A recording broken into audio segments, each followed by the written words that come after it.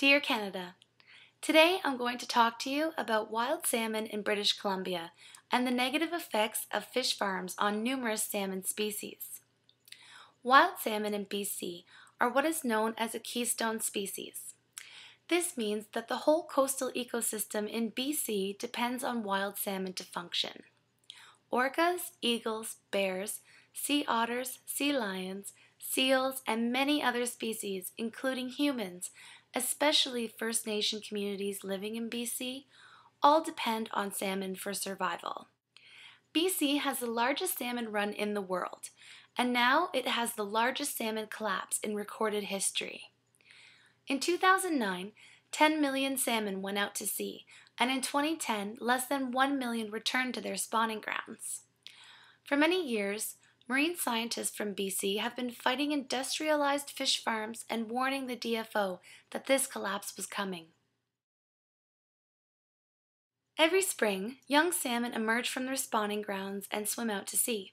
Once they mature, they return to their spawning grounds to reproduce, they die, and the cycle repeats. Upon their return, salmon have been known to carry a few sea lice back to their breeding grounds. In this natural cycle, the sea lice cannot survive in the cold waters over the winter, and by the spring, when the young salmon emerge, all of the sea lice have died off. Sea lice have never been a cause of concern for wild salmon until the introduction of fish farms in British Columbia. There are over 100 fish farms off the coast of BC. These farms are owned and operated by Norwegian companies. Norway has already seen the collapse of its own wild salmon. These open net fish farms are located in the same river channels that the young salmon journey through every year on their way to the sea. These fish farms hold about 500,000 Atlantic salmon in shallow, open nets along these channels.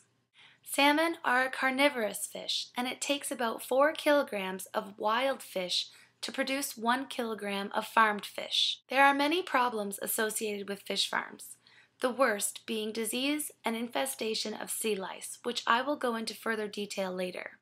Fish farms contaminate the water.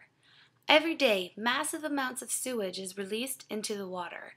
The equivalent of a city of 500,000 people is released into these narrow rivers every day. Atlantic salmon have been known to escape these nets and multiply, thus invading the natural occurring Pacific wild salmon, who are far less aggressive in nature. Farm salmon are not as active or as healthy as wild salmon. One way you can tell is by the color of their meat, which should be bright pink. Fish farms are feeding the salmon red dye in the form of pellets to remedy this issue for the markets. These dyes have been scientifically linked to retina damage in humans upon consumption, and the use of these dyes has been limited in Europe for these reasons, but not here in Canada. Various species of diving birds who naturally eat salmon, including eagles, get caught in these nets and drown. Also, the DFO issues licenses to these fish farm operators that can be purchased for a mere $10 that give them the right to shoot and kill any animal who tries to eat their product. We have seen whole populations of sea otters, sea lions, and seals disappear around fish farms because they tried to eat these fish. Like I mentioned earlier, sea lice are found on mature salmon upon returning to their spawning grounds. Adult salmon have stronger immune systems and can handle a few sea lice. Young salmon, however, cannot handle sea lice infestation. Once they are found to have about half a dozen sea lice attached to them, they will certainly die. In the case of fish farms which operate year-long, sea lice are able to survive the winter. These farms are shallow, lights are kept on year-round, and the fish are highly concentrated, making perfect conditions for sea lice. Because wild salmon are always swimming, it is much more difficult for the sea lice to attach to these fish in the wild. The natural concentration of sea lice is minimal, therefore not really posing any real threat to wild salmon. But in fish farms, salmon aren't moving very much at all and are packed in so tight, the sea lice who require a host to live are multiplying, and extremely high concentrations can be seen in the waters surrounding these farms, like huge black clouds in the water. The problem is that in the spring, when the wild juvenile salmon emerge, They swim right into these clouds and through these open net farms. They are being attacked by these sea lice and are dying before reaching maturity.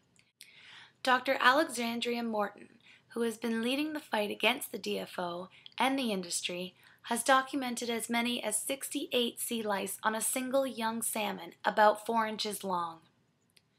This is what has caused the collapse of wild salmon in BC. Now we are seeing signs of starvation in our orca and bear populations, also in our native communities, who all depend on this keystone species for survival. This issue is not new to Gail Shea and the Department of Fisheries and Oceans. Scientists from the area have been documenting the infestation of sea lice for close to 10 years. When this large collapse occurred, you would expect the DFO to be all over this problem and shut down the Norwegian fish farming industry in Canada, right? Nope. Gail Shea was actually in Norway at a fisheries conference with industry professionals promoting Canada's sustainable fishery and cutting more deals for additional fish farms to move to Canada. Getting the DFO to listen to proven science can be compared to screaming at a brick wall. They just don't listen. Gail Shea cares more about the dollar signs associated with these foreign fish farming industries than she cares about the collapse of our wild salmon and the horrific effects on our coastal ecosystems. In fact, this is what Gail Shea said in a recent statement regarding Canada's fishery. Consumers around the world can be confident that Canadian products are also sustainably harvested and farmed according to rigorous environmental monitoring and management regulations. Yeah, right. Another line of bull fed to us by the Minister of the DFO. Please subscribe, Canada. There is still much, much more to come. Gail has got to go. This issue is not only an issue for the DFO to handle, it's an issue for you, the consumer. Please make informed decisions when purchasing salmon. Please do not use your dollars to sanction this industry. Avoid farm salmon completely. Thank you.